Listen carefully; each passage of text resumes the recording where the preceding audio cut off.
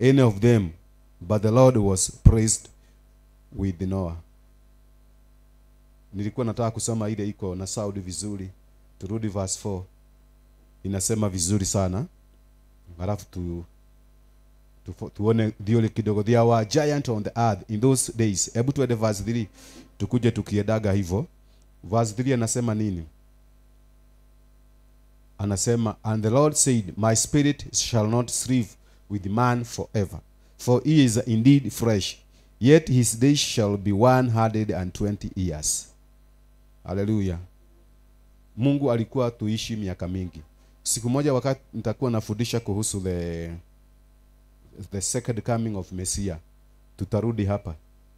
Bwana siwe sana. Kwa sababu hapa kuna revelation inatupeleka kwa mpaka ifile Yesu Kristo atarudi.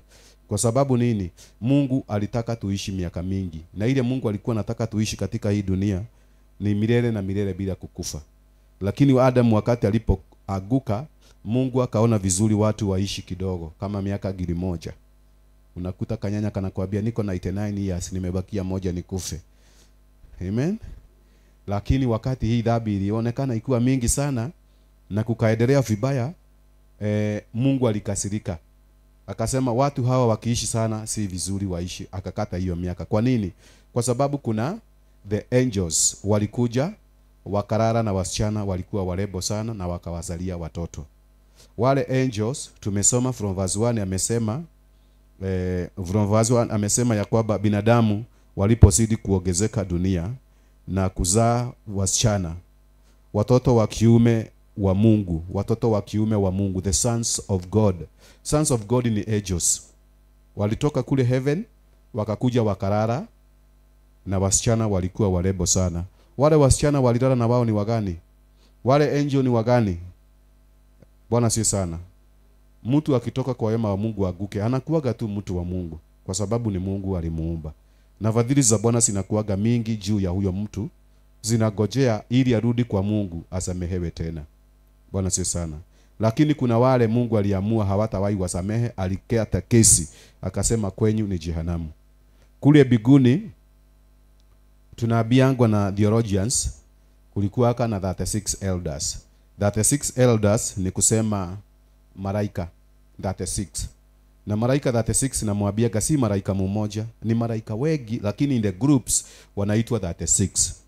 Ikuwa ni Michael Angel na murudianga sana na mwambia angel, Michael Angel is not one. It is a group of angels of millions and millions of angels. If it is the angel Gabriel is not one angel. It's a millions and millions of angels. All of those group are 36. We call them in the book of Revelation the elders. Hallelujah. They are 36. Wanakuwa mbele za Bwana ama walikuwa mbele za Mungu, wanamuinua, wanamtukuza Mungu, anasikia vizuri. Sasa wakati shetani alipopasua kanisa kule heaven, ama alipasua, tunasikiaga alipasua kanisa, ile kitu ya kwanza alifanya, alienda na 1/3 ya wale angels. 1/3 36, 1/3 ni 12. Alienda na 12 angels. 12 angels si wa 12 hivi tu, hapana, ni kila mahali labda alijaribu kuuma malaika. Alienda na malaika mmoja very strong, ile anaitagwa the angel of prosperity. Hallelujah. Na the worshipper ndio wanatumia ili waweze kutajirika. The angel of prosperity wanamtumia sana huyo. Ndio unaona the worshipper wameprosper, wamekaa vizuri. Unaona? Ijapokuwa hakuna kukaa vizuri, wanauguaga, hawakunanga furaha, hakuna kucheka ndani yao, hakuna furaha, hawana any happiness. Hallelujah. So wakati sasa shetani alipoenda na hao 12 angels, 12 elders kule heaven, kukawachwa 24 elders. Wameandikwa in the book of Revelation 24 elders. Na sasa hao 24 elders walipoachwa, wakakaa pamoja na Mungu, na ndio wanaabudu Mungu usiku na mchana. Ibilisi alikuwa wana wale angels, alifukuzwa, akaenda na wao, akatolewa heaven. Na wakati alipotolewa heaven, akakuja katika hapa hewani. Akakuja the first heaven and the second heaven. Kwanza akaharibu the powers zenye zinakuaga huko, Na hao angels aliokuja na wao ndio sasa hawa walikuja wakaona. Sasa tunawaitaga devils. We are not calling them the angels of God, but we call them the devils. Ile mapepo inatupiga ni mara tatu. Kuna moja inaitwa Lucifer yeye mwenyewe, na kuna hiyo ingine inaitwa devils, na kuna hiyo ingine inaitwa demons. Na demons ndio anatumia zinakaa ndani ya watu. Ukikumbuka Yesu wakati alipokuwa anafundisha na anawaambia watu, alikuwa anakemea demons sababu ndio zilikuwa ziko ndani ya watu. Demons, unatumiwa demons ya kuumwa na kichwa. Unatumiwa demons ya kufanya usherati. Unakuta ya kwamba unafanya usherati, lakini ni demon fulani umetumiwa ya kufanya usherati. Wewe unasurura tu. Kuna ule ametumiwa demons ya kufanya usherati na watu wakubwa. That woman is very strong. Hata ukikaona kadogo hivyo, kako na demons ya kuagusha watu wakubwa. Ma president. Hallelujah. Kwa sababu ile demons yamepewa ni kali. Kila president akikuja ni lazima agushe, kwa sababu hiyo ndio kazi yake. Kuna pepo hiyo inaitagwa demon iko ndani yake. Sasa zile devils ambao walikuwa naitwa angels wakawa maandiko imetuambia walikuja wakachukua wanawake waliokuwa warebo. Ni kumaanisha wasichana wa zamani walikuwa warebo sana. Walikuwa warebo. Si wewe unajipaka mkorogo. Wale naturally walikuwa mpaka malaika wanaona kaile tukaka ni gathaka. Hallelujah. Si hao walikuwa wakali. Malaika wa hiyo about your devil inakuja inaona kile tuke hiki ni gathakara. Si kama ile mnasemaga, Bwana sio sana. Hiki gathaka. Hata yeye shetani aliona hiki gathaka, akachukua hao wasichana walikuwa warebo. Maandiko inatuambia kwamba wakarara na wao na wakawazalia watoto. Na wakati walipowazalia watoto, maandiko inasema ya kwamba hawa watoto ni wale watoto walikuwa na nguvu sana, walikuwa walevu zaidi.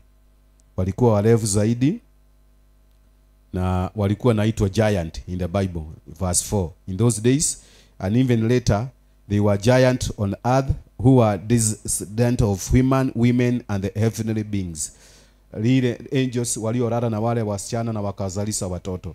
Mtu mwingine anauliza, kwani malaika anaweza malaika si ni roho? Malaika si roho. Malaika ni binadamu kama wewe. Haleluya. Na hao malaika walikuja na wakarara na wasichana kabisa mpaka wakawazalisha watoto. Si unasikia walitoka heaven wakakuja. Walikuwa na mwili, wakaona waka ile tunigadhaka, wanashika, wakazaa na wao mpaka watoto wanaoonekana. Haleluya.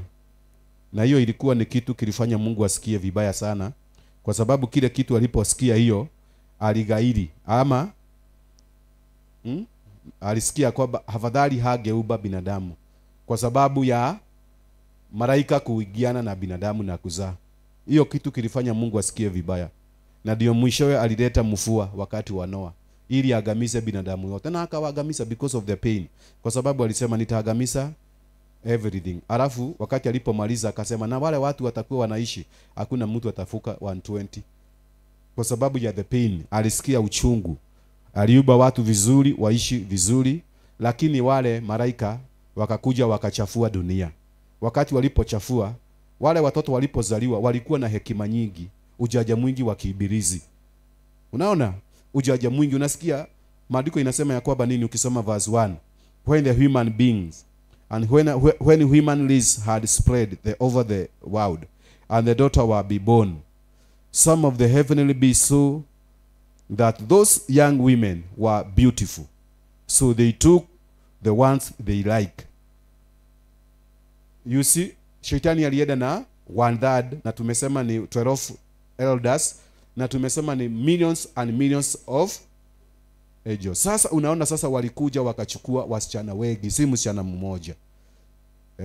Kule Maragoli akachukua wasichana 5. Kule Ukabani akachukua wasichana kadhaa.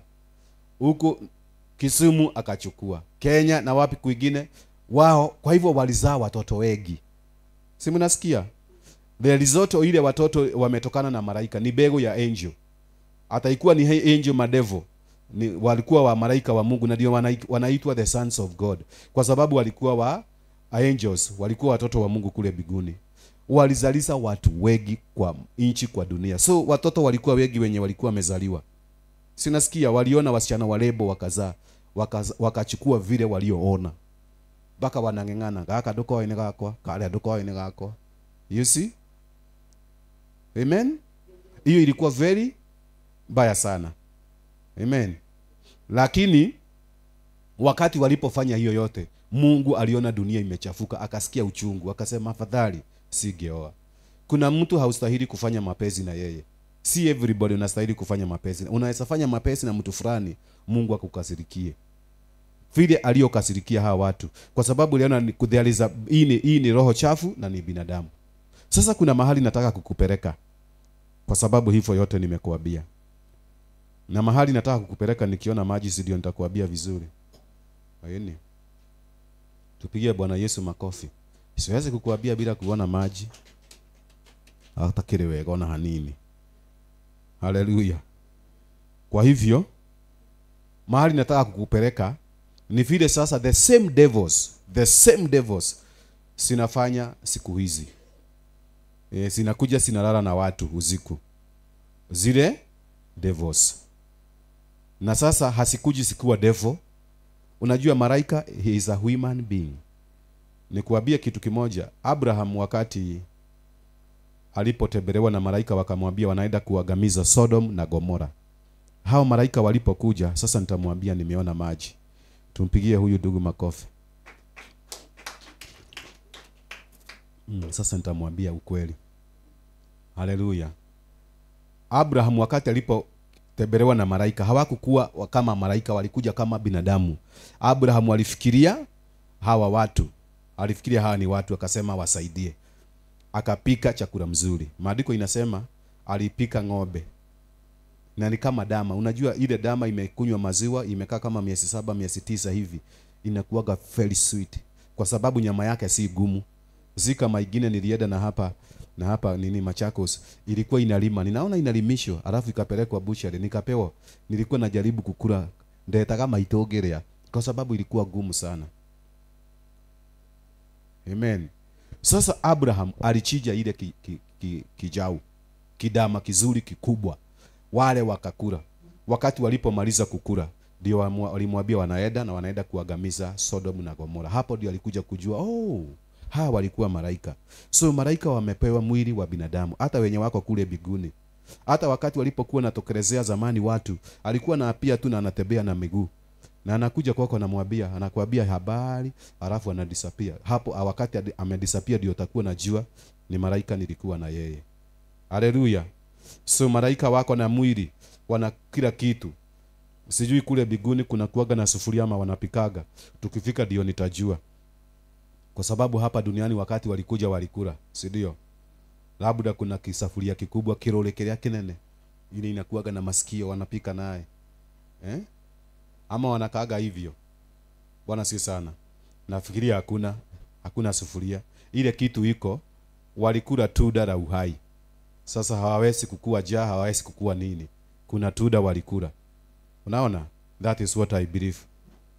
Kwa sababu tukifika huko hata sisi hatutakuwa tunapika. Amen. Kwa sababu tutapewa mwili wa roho. Na ndio unaona malaika anapeagwa mwili na disappear, anakuja na apia na anadisappear. Sasa the same maroho hiyo ya mapepo inakujaga inalala na watu usiku, inachafua wamama. Na ndio hiyo tunaziitaga, wengine wale wamesoma kidogo wanasema kuna kuaga jini kiume na jini kike. Kwa sababu Waislamu wakati walipokuwa wanachambua maneno yao walisema hizo ni majini na ni mazuri sana kwao. Wanasema hiyo majini na wasaidia. Ni majini mazuri, lakini kwetu ni devils, tunasikemea. Inakuja wakati umelala, unakuta kuna mtu anafanya mapenzi na wewe. Ile kitu wanafanya hata kuja straight hiyo malaika ujio, na huyu ni malaika anaitwa Kang'ethe. Itakuja na fomu ya binadamu. Na wakati mwingine wanageuza mtu unajua. Wanaoma neighbor hapo, unajua ni neighbor. Amekuja na amefanya kibarua usiku mzima. Sasa asubuhi ili uweze kuwa confused. Ukiwa confused utaanza kusema neighbor anakufikiria vibaya. Jana amefanya kibarua sana. Lakini ni mwili wake uliobwa na hizo angels sikageuza, sikakuwa na mwili wa binadamu. Inaweza kuja mtu ambaye hujui, ama mtu unajua, ama sio fulani. Hata kuna mwingine aliniambia ati aliona walikuwa na president. Tupigie Bwana Yesu makofi.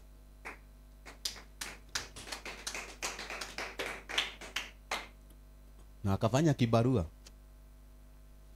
Lakini hakuwa yeye.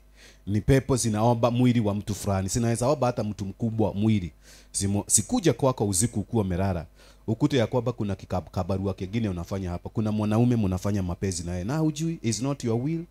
Huku wamepagia, huku wameprania, wewe umeenda kulala.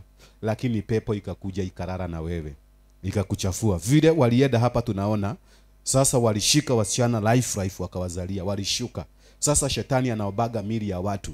Unakuta usiku kuna mtu ulilala na yeye, anakuchafua, unakuta sasa umechafuka. Haikuwa mapenzi yako, haikuwa your will, lakini unakuta kuna ndugu alilala na wewe usiku na haikuwa mapenzi yako. Kuna mtu alikuja kukuchafua. Na hivyo ndivyo shetani anaweka watu muhuri, watu wake. Sema amen. Kwa sababu wakati anapokuja kufanya ile kitendo, kuna ile the seed anakuachia madamu ama tuseme sperm. Bwana si sana. Hiyo ikiingia kwa mwili ndio amekupaka kitu. Hukuelewa, hukujua. Unaona? Sasa hiyo kitu ukiwachiwa ni alama yake. Amekumark. Tupigie Bwana Yesu makofi.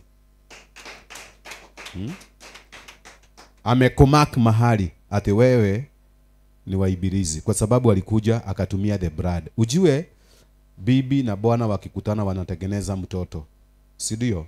Wanatengeneza mtoto na ile kitu wanakuaga naye ni the blood ya huyu na huyu ikiingiana inatengeneza mtoto. Haionekani ni mtoto, haionekani ni blood, lakini hiyo inatengeneza mtoto.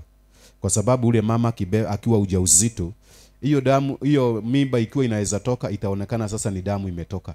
Kwa sababu bwana na mama na bibi walikutana wakatengeneza the blood ile ikakulia kwa tumbo ya mama ikakuwa mtoto. Haleluya. Sasa ile shetani anakuachia haitakuwa mtoto, itakuwa ni alama amekupaka mauchafu. Ile uchafu usiseme ati ni uchafu hivyo tu. Unaona? Yeye hutaona amekuweka hiyo vitu, lakini utasikia zako zimetoka. Ni kumaanisha hata yeye ibilisi ameweka zake. Sasa hizo ndio atakuwa na kucontrol. Anaruhusa kitu ya kwanza poverty. Ya pili madeni, mashida. Unaona dunia imejaa mashida. Imejaa kutoelewana. Alafu imejaa divorce. Kwa sababu hizo vitu zinachagia. Ili ukiwe na hizo hutapenda Mungu, utakuwa na kibishana na shilingi. Haleluya. Utakuwa na kibishana na mtu anaweza kukupenda. Unakuta hiyo imekuwa zito maishani mwako. Lakini ni ile deposit, shetani ya deposit in your body. In your body. Kuna hiyo tubo hiyo kitu inaigiaga huko. Tubo ya mtu inakuaga giza. Ndio unaona daktari akichija anamulika. Sana labda anataka kufanya whatever. Kwa sababu kwa giza, kwa tubo ni giza. Tupe Bwana Yesu sadaka ya makofi. Nisaidie kuuliza mwenzako. Na mpaka hapo tumeshika kuna kitu umeelewa?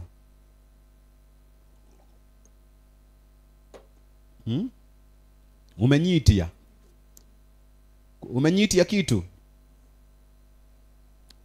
Amen. Kwa hivyo unakuta ile kitu uliwachiwa inakufanya bride. Hawezi hata kuwa na breakthrough ya kumulilia Mungu ama kuomba.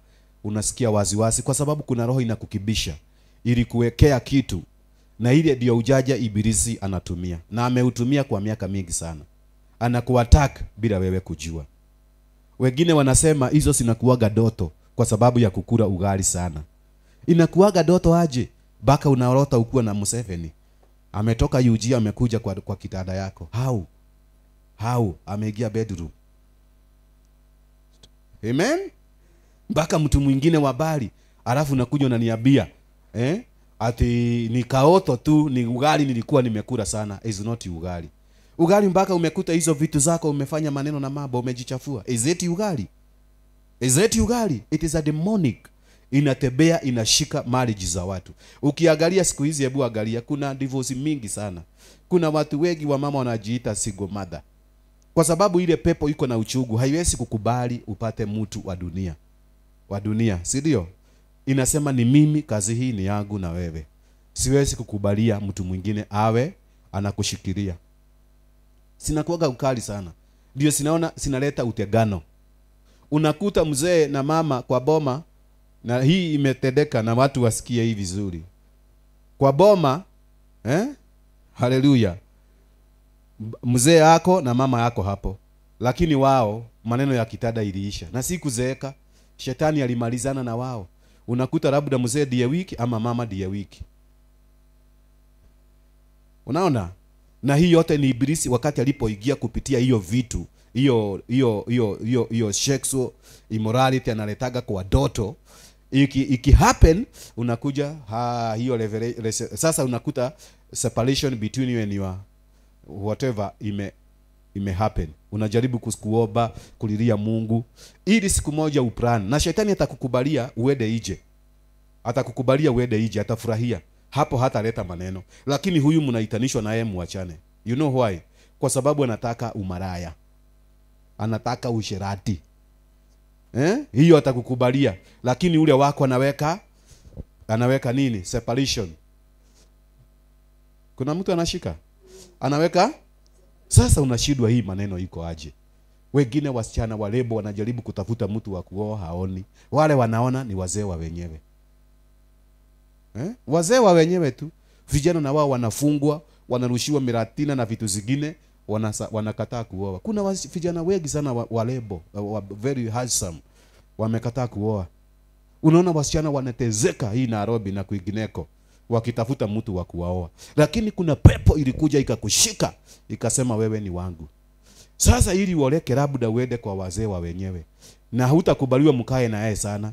Dakika kidogo anakuzalia unaenda kwa mwingine. Dakika kidogo anakuzalia unaenda kwa mwingine. Kwa sababu hii pepo imeingia sana. Ukikosa kuitabua, nchi itaharibika, dunia itaharibika. Kutakuwa na watoto wengi sana hawajui baba zao. Na kumekuwa tayari watoto wengi, mama anakumwambia baba yako aligogwa na kiroli. Kilikuwa kinakuja mbio kikamgoga. Haya, mtoto anauliza mama, alizikwa wapi? Alizikwa na watu wao.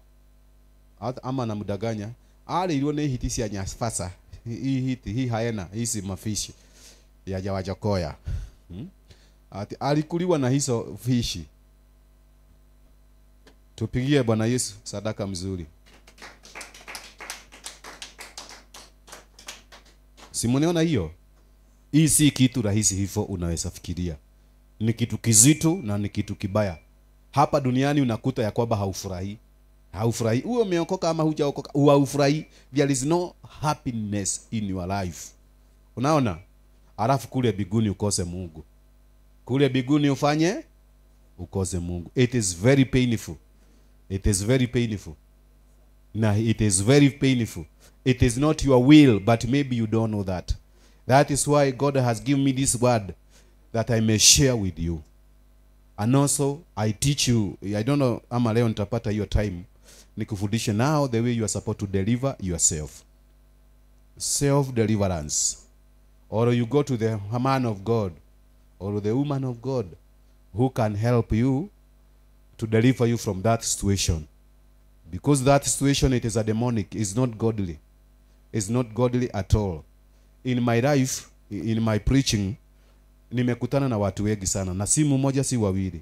Nikijaribu kuongelesha boma, mama mmoja alikuta walipigana na mume wake. Na wanapigana nini? Alisema ya kwamba yeye maneno na kitada na yeye no. Kukakuwa vita. Mpaka sasa wakakuja kanisani wakaletana. Mama alisema yeye ako ready, hatakagi hiyo maneno because ako na mtu mwingine. Mzee akastuka. Akasema mtu mwingine aje, akasema hapana, nikiwa nimelala anakujaga na ananisifurikia. Anafanya kibarua mzuri sana na wewe huwezi kufanya kama yeye. Baka mzee akalia. Kai ni nani no dilema. Kai ate huyo wa spiritual ate anafanyanga ginyaka munyatha gari ciothe yoguo na tĩri akahũrithia ate. Si mnaona huyu ate anafanya kibarua vizuri. Sasa wakati aliposema hivyo, nikastuka, nikasema anakuja kufanya nini, nikaelewa. Nikamwambia hiyo ni that is a demonic. Na hiyo ni roho baya. Unajua huyo mama alichukua miguu akatoroka na akaenda. Akasema hajawahi patana na kitu mzuri kama hiyo, afadhali akosane na huyu mzee. Haya, mzee amekaa vizuri, ndiye anawaletea chakula, ndiye analetea kitu, lakini mpaka amefugwa macho. Amesema afadhali akae na huyo mzee. Hii mudo kwelete huyo giuga atia. Akasema afadhali huyo mzee wa spiritual ni mzuri sana. Ati alimaga mgoda kabisa. theci yothe nginya kurutania giko kira kina thi nginya thangari. Salimia mwenzako high five. Kai murahuthia ama hamtaki ni mwahubirie hii? Wengine wako na demons mingi sana hapa na ni lazima zitoke. Haleluya. Wanasemanga ni wasuri, ni wa kanisa, ni wa Kristiano. Ni lazima hiyo demon ikuache upate uzima wa milele. Unasikia? Sasa huyo mama na akatoroka na akaenda, sikumsaidia. Sasa mzee tukawachwa naye hapo. Mwisho akaniambia, "Ninkohikania." Sikumwambia mimi yaoe, mimi nilinyamaza. Unaona? Umesikia? Unakuta kuna hawa watu wanapigana because of bed. Hawataki maneno ya bed. Vita inaonekana kwa boma. Unajua inaonekana kwa nini? Kwa sababu huyu labda shetani ndiye aliingia, alikuja akashika mmoja wao. Na wakati alipomshika hawezi kukubalia hiyo maneno ya kitada iendelee. Mnasika? Sometimes anasema mimi ni mgonjwa, sikii vizuri, naumwa na kichwa, analetewa dawa ya Panadol. Anama ni miguu inauma, analetewa kakitu karubu ya kusugua. Anasema ni mifupa. Akerudi wewe na ngoma. Ama yeye unaweza semaje? Kuna mtu anasikia ninamwambia kitu. Inakuaga mzuri. Unakuta hiyo pepo haina adabu, inaharibu mpaka boma za wahubiri. Mpaka sama bishop mkubwa unaona boma yake imebomoka. Wengine mabishop wengine wakubwa ni vile hawaogeagi, wanapigana kwa boma, kwa vita, lakini hawaelewi hii ni nini. Lakini ni hii pepo ilikuja ikaingia kwa ile boma. Na ninakwambia ikikuja inaingia, inaleta vita, inaleta umaskini, inaleta separation with any man ambaye anaonekana anaweza kuwa kama bwanako, lakini naweza kukuunganisha na watu wengine ambao si ni washerati. Sababu hiyo ndio one of order from Satan. That is the new order Satan kwanza release in the world. Is not in Kenya, in world. Watu wengi wanatezeka, wanasuburiwa na hiyo pepo. Kwa hivyo tafadhali ukisikia hii ujumbe ufikie mamilioni za watu ili wasaidike, wajue hiyo inakuaga ni pepo na usicheze hata kidogo. The same pepo inaleta magonjwa. Inaona unakuwa na maneno mingi sana, inakuachilia hata inaweza leta magonjwa ya kansa. Inakuletea maneno na mambo kwa sababu imekuchafua.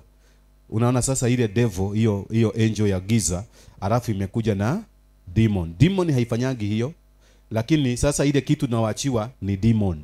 Inawachiwa ndani yako. Chairman Kafori muiko sawa? Haleluya.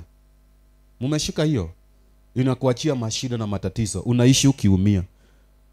Unauliza hii ni nini? Vita imekuwa mingi. Divorce imekuwa mingi. Sasa divorce ni kama getheri. Divorce ni mingi sana. Mpaka kwa watu wa Mungu. Unasikia? Mpaka wa Kristiano. Kumejaa divorce. Ukisikia upande huu divorce. Hata siku hizi ile kitu inaongelelewa sana ni boma na Gasogo, Kenya. Haleluya. Hiyo ndio ile subject sana watu wanaiongelea. Kwa hivyo hii si kitu kidogo hata kidogo. Ni kitu nastahili kuogopa. Na ukiwa umepatwa na hiyo maneno, uogope na utetemeke mbele za Bwana. Ukimwambia Mungu siku anajua hii kitu inakuaga hivyo. Inasubua watu sana. Unashindwa mpaka kulea watoto kwa sababu ile pepo ilikuja ikakuchafua, ikakuharibu. Ilikuja usiku ikajificha. Na ninakuambia inaobaga, hakuna ile kichwa haiwezi kuomba. Inaomba kichwa mpaka ya anything. Mimi hii vitu nimedeliver watu wengi sana. Kuna mmoja alikuja kaniambia yeye akienda kwa kitanda kuingia hivi tu anaonaga nyoka inaigilia kwa ile kakitu ya imewachagwa ya nyumba ili iweze kuigisha mkono. Nyoka kubwa nono inaigia tu inakuja kwa bed. Wacha nikuambie nimesikia mambo mengi na hii masikio kuliko maumau. Haleluya. Ile vitu nimesikia ni mingi kuliko maumau. Sasa ati nyoka inakuja kwa bed na mkuta. Wanalala na nyoka. Na aliniambia hakuna kitu kizuri kama kulala na nyoka. It is very powerful na haichokagi. Na akaniambia hakuna kitu kizuri kama hiyo. Kai, mwathani ukahe moyo. Mimi kede nywele towe. Akaniambia ati nyoka inatigiza kidole. Inatigiza. Ati usiku mzima. Ikimaliza ati alikuwa naona inatoka. Si na hiyo ni roho ya devil worshiper kabisa ya ibilisi.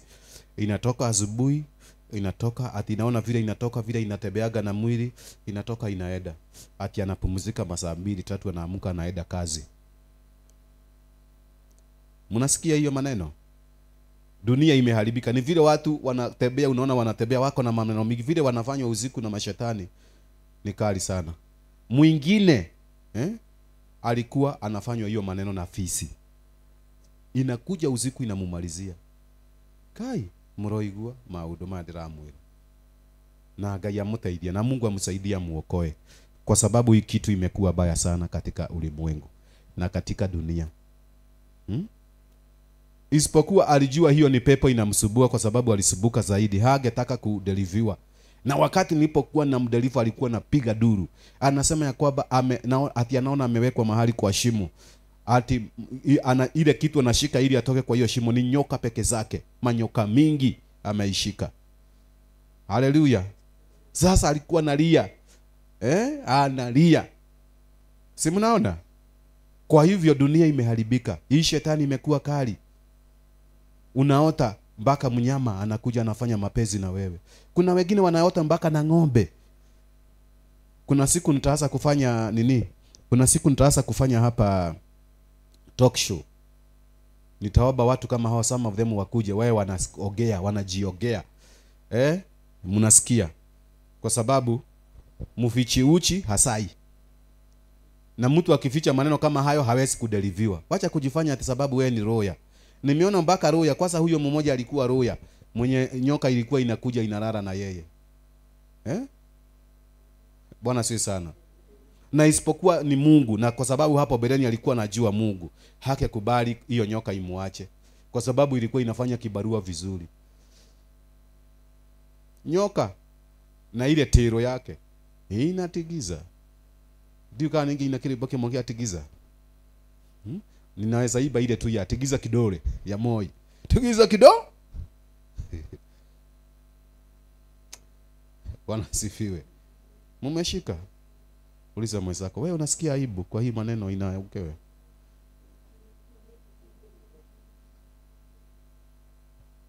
Anakuambiaje?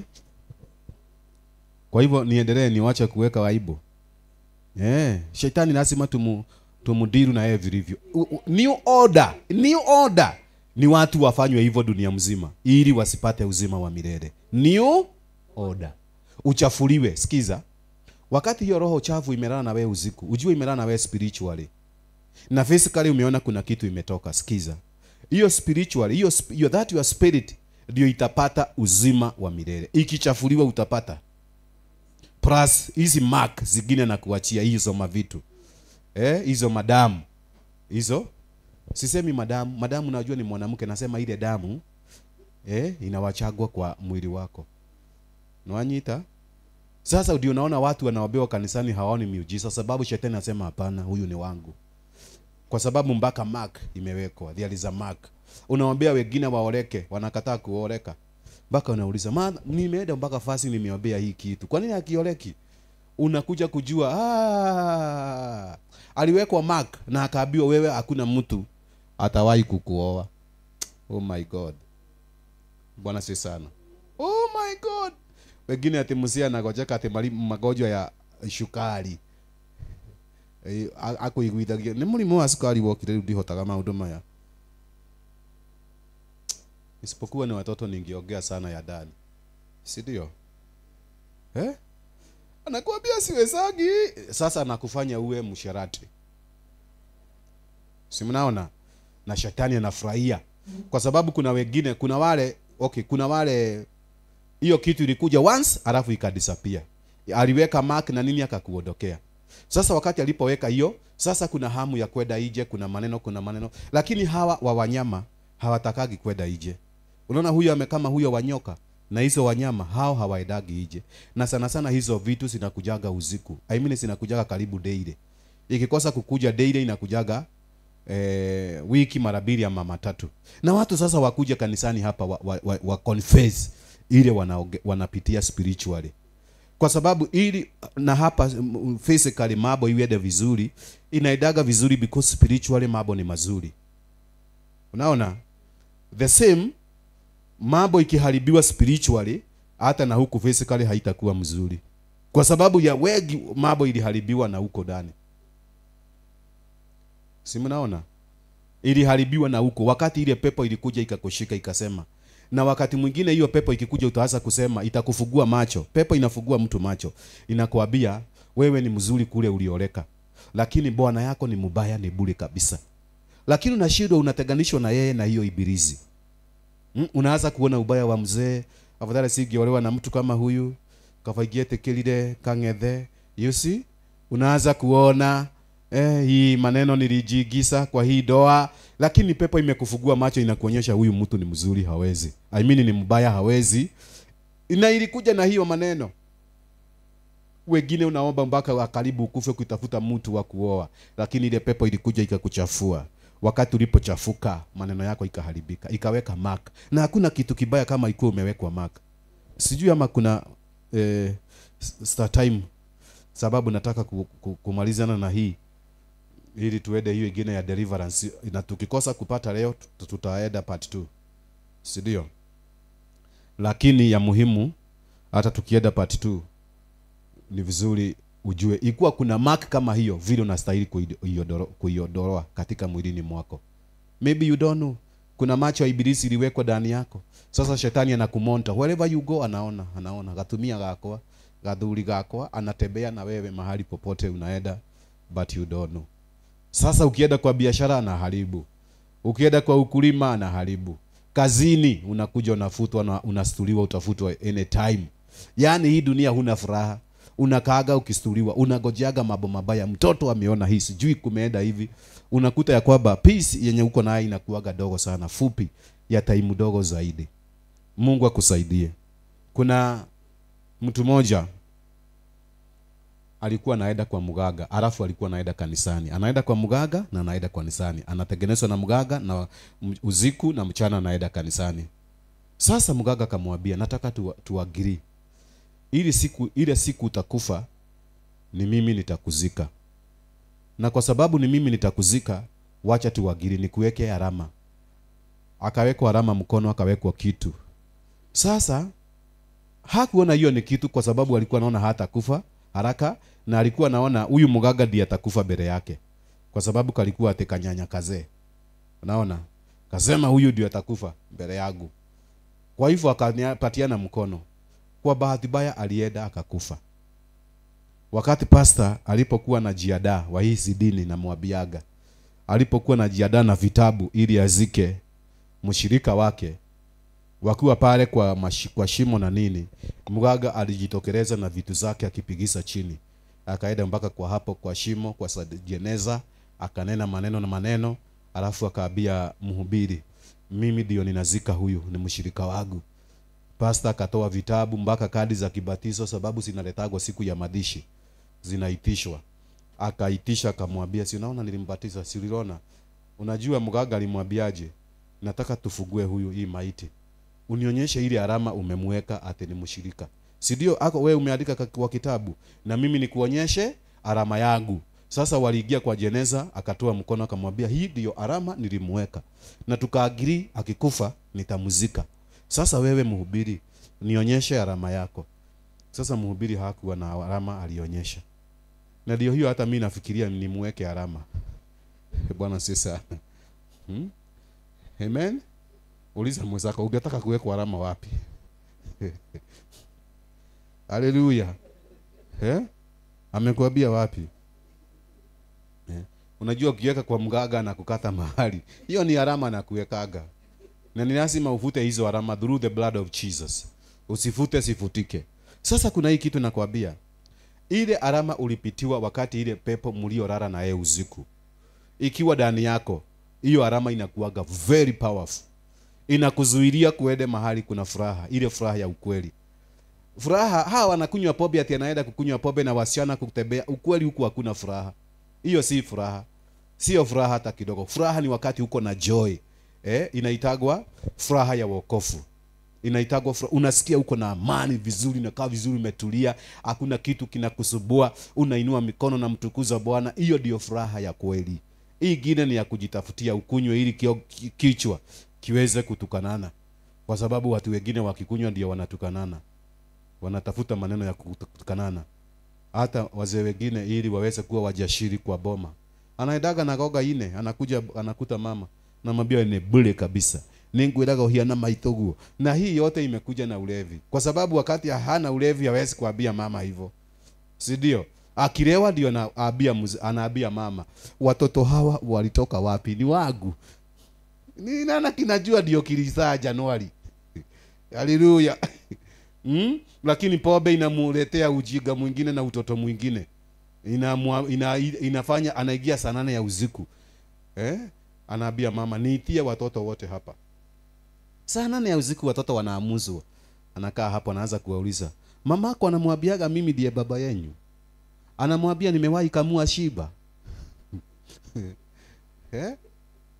Ni wakati amekunywa, lakini wakati huu mwingine hawezi kupikanisha. Hiyo ni furaha kweli? Unakojoa soko mbele ya watoto. Unakojoa tu hivi, tunatoa mlija. Unakojoa. Is it godly? Hiyo ni furaha? Watoto wako wanaona mlija wako. Na mnasikia hii na kuigia. Haleluya. Mnashika hiyo. Mambo mengine nifane. Kwa hivyo ikuwa uko na alama. Uko na alama. Labda hujui uko na alama. Shetani anaweza kukusubua sana. Unaweza tezeka na upitie kwa mashida mengi sana. Mtazamaji wangu, ninakusihi ushare this word with many people as you can, kwa sababu dunia na kanisa la Bwana linatezeka sana. Hiyo ingine, make sure umesubscribe kwa YouTube ya Bishop Mayo. Inaitwa Emmanuel Christian Church with Bishop Mayo. Unaenda hapa na make sure una subscribe ili nisikie vizuri. Make sure na usilale leo bila kusubscribe. Make sure umesubscribe na umeshare this word kwa many people in Jesus name. Kwa hivyo ukibia sana hapa kwa YouTube ya Bishop Mayo. Bishop Mayo. Utaniona hapo. Usubscribe, utakuta mahubiri mengine mengi sana hapo. Lakini hii, oh my God, ifikie kanisa la Bwana. Kanisa linatezeka. Siku hizi watu hawawabagi, kwa sababu maombi walinyaganywa na ibilisi. Iligogwa. Mtu anajaribu kuomba na shidwa. Anajaribu kuomba na shidwa kwa sababu alishikwa mateka na hiyo pepo. Ishidwe na ikuachilie katika jina la Yesu. Haleluya. Ile mark uliwekwa ikuondokee. Lakini wale wabaya sana ni wale wanakutwa wakilala na wanyama. Hao ndio wale wasi. Wakuje haraka, usikae ukisikia hii ujumbe, ukuje hapa deliverance haraka sana. Kuna wengine unaona anaota na msichana. Yeye ni msichana lakini anaota na msichana mwenzake, wanafanya maneno. Uliza mwenzako, unasikia hii wewe? Usiulize mwenzako ama nasikia hii. Unaota unafanya mapenzi na mwenzako na kijana mwenzako. Unakuta ya kwamba umekuwa legalism or lesbianism. Is not your effort. Is not your will. Lakini unakuta ya kwamba umejiigiza kwa kitu kingine, kwa sababu ile pepo ilikuja usiku ikakwambia uolewe. Si lazima uolewe. Kashaitani kanakwambia hivyo. Si lazima uolewe. Si lazima uolewe, kwa sababu imekuletea kitu in the dream. You are supposed to dream with the good things, with the will of God. Mungu anakufunulia vile shetani ameplani na haribu hiyo plan. Unasikia? Lakini si ati na mwili wako unachezewa. Huyo mwili ni hekalu ya Roho wa Mungu. Huyo mwili, it is a temple of the Holy Spirit. Kwa hivyo hiyo ujinga unaendaga hapo, usikubalie tena uendelee. Usikubalie hiyo pepo ikushike mwili wako. Your body is the temple of the Holy Spirit. It is only the Holy Spirit supposed to be with you. You are supposed to dream with the Holy Spirit. Anakupeleka heaven na kuonyesha vile heaven iliko, alafu anakurudisha. Amen.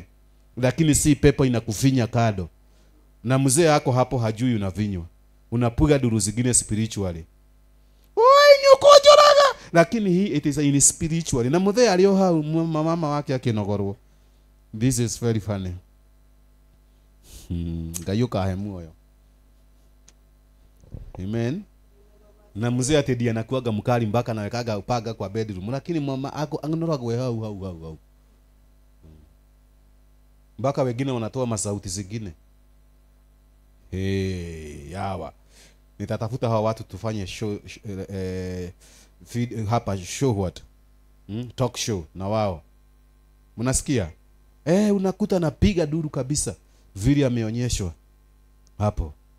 Na pia hiyo pepo zinakuaga zingine za kiume za kike pia inakuta wanaume. Unaona mwanamke mume wako hapo unamuombeaga usiku na mchana, baba nimekemea wanawake wote waondoke my husband, lakini mumelala hapa umelala vizuri. Kama makegine kanafanya kibarua hapo, kanafanya kibarua msia uga unasikia ni doto. My God, hallelujah. Si ni kali nini ndetigagira maundu mamwe na mzee ako hapo ama mama ako hapo, na niguo akoragwo na githuri kinene uguo athiaga uguo, lakini mama anamaliziwa akiwa hapo na na hiyo pepo. Amen. Hallelujah. Nafikiria part 2 nitafundisha kuhusu the bed. Sasa si bed about the whatever vile unastahili kuweka hiyo bed yako na madhabahu gani unastahili kutolea hiyo bed. Sasa bed. Siku moja Jacob ameota, amelala tu ameota ati gazi imewekwa chini imeenda mpaka heaven, malaika wanashuka wakitembea. Mahali alipoota hivyo akaambia Mungu, hapa nimeonea hiyo maneno, ukinishindania vita nikienda na nipate amani nikirudi nitakuja kukujengea nyumba hapa. Ile sehemu ilikuwa inaitwa Betheli. Akaenda wakati aliporudi akatengeneza altar in that place, kwa sababu aliota vizuri. Na ile aliota mahali alikuwa amelala ni wapi? Ni kwa kichaka, si nyumba yake. Lakini alienda akachukua mawe akaitengeneza ikawa piru akalala. Na ndoto yake ikaandikwa in the Bible. Wakati alipolala akaamka akasema nitajengea Mungu hapa. Hiyo sio ndoto ndio unastahili kuota nazo. Mahali popote unalala ni lazima uachunge, hata ikuwa ni wapi. Siku moja mimi nilienda huko na huko nini huko kunaitwa Narok. Nilikuwa nimeenda kuombea mtu hapo.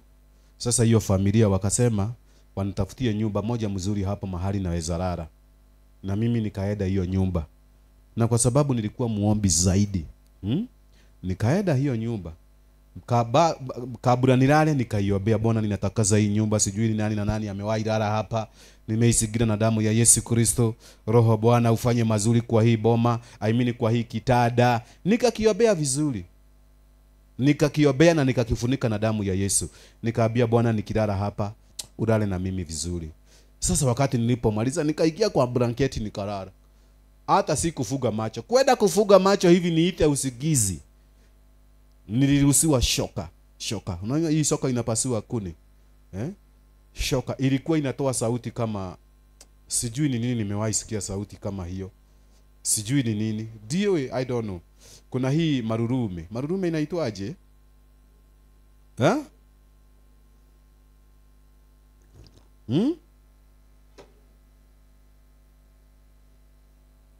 Unasema inaitwa marurumo. Pastor Rudy unasema marurumo. Gurumo za radhi. Nilikuwa nasikia ati unasema marurumo.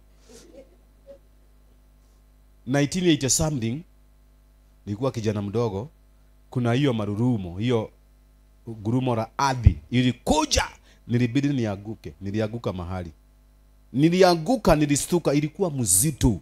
Iligaba bululu, nikaanguka, nilibidi nianguke.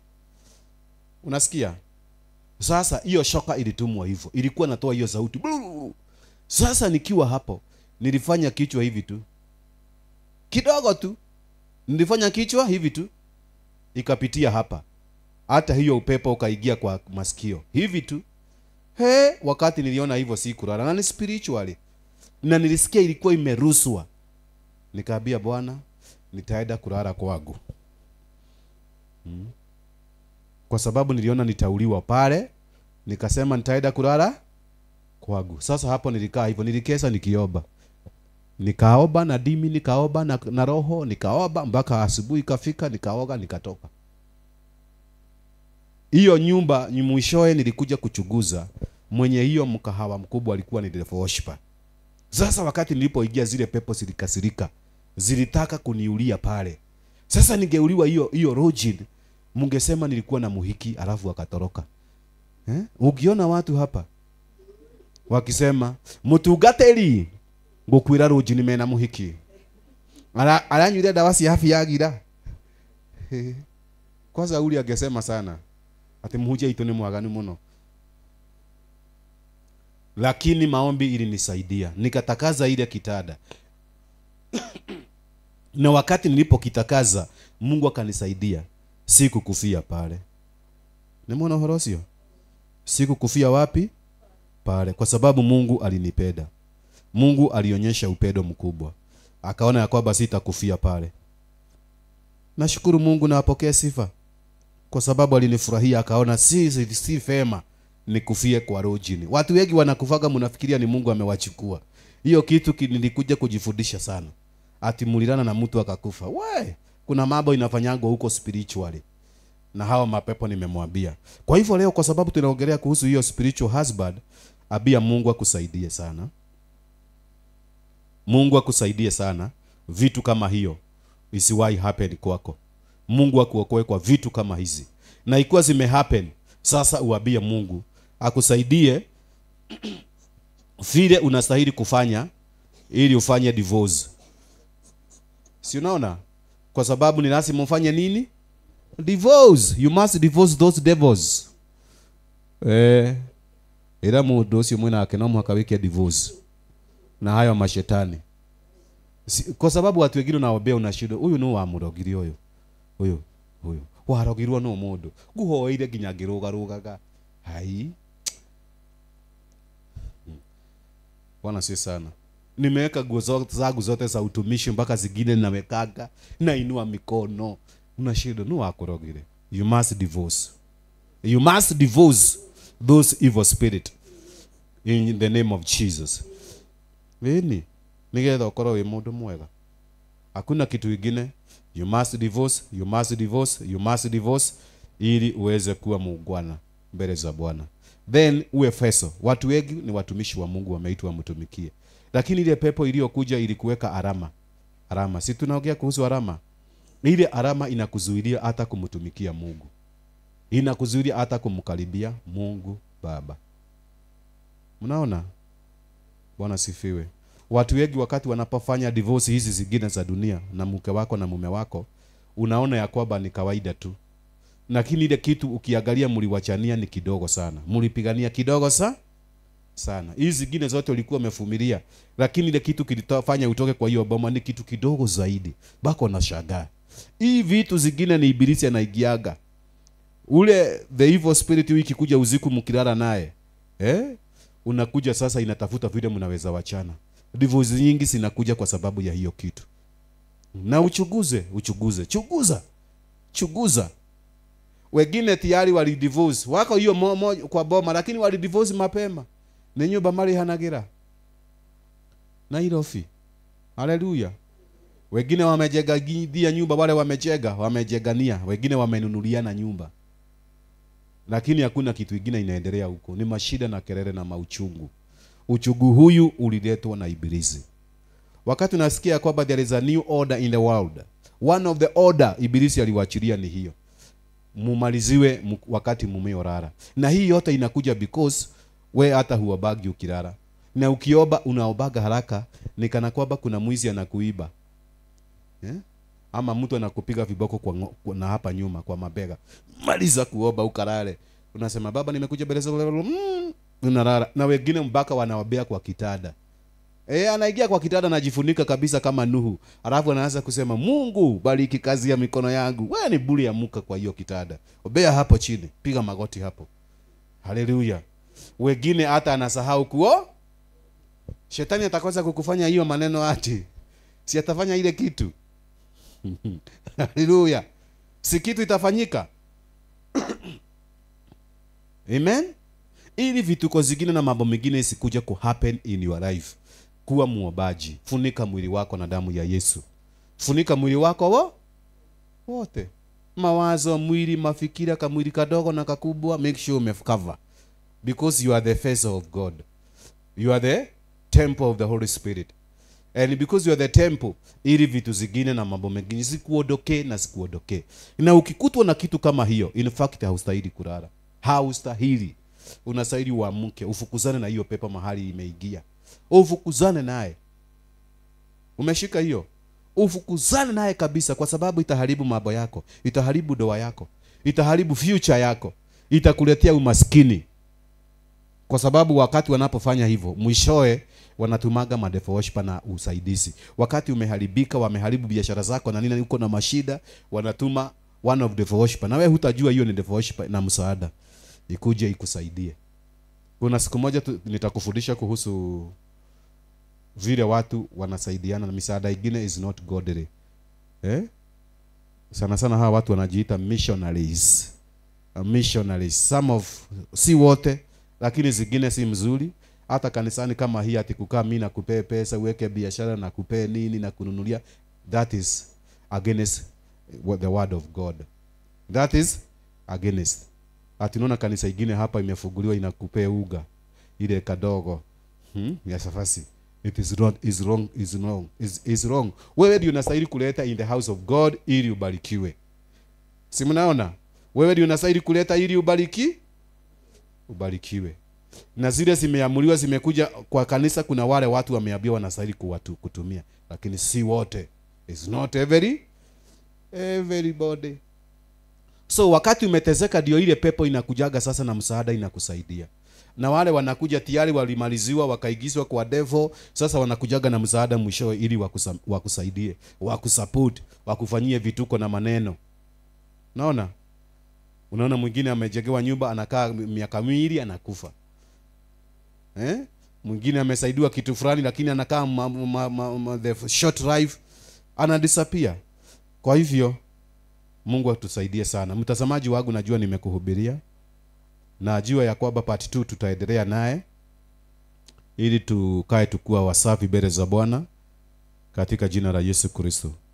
Lakini ombi yangu siku ya leo, kwa sababu umebarikiwa, kwanza nitakuombea wokovu.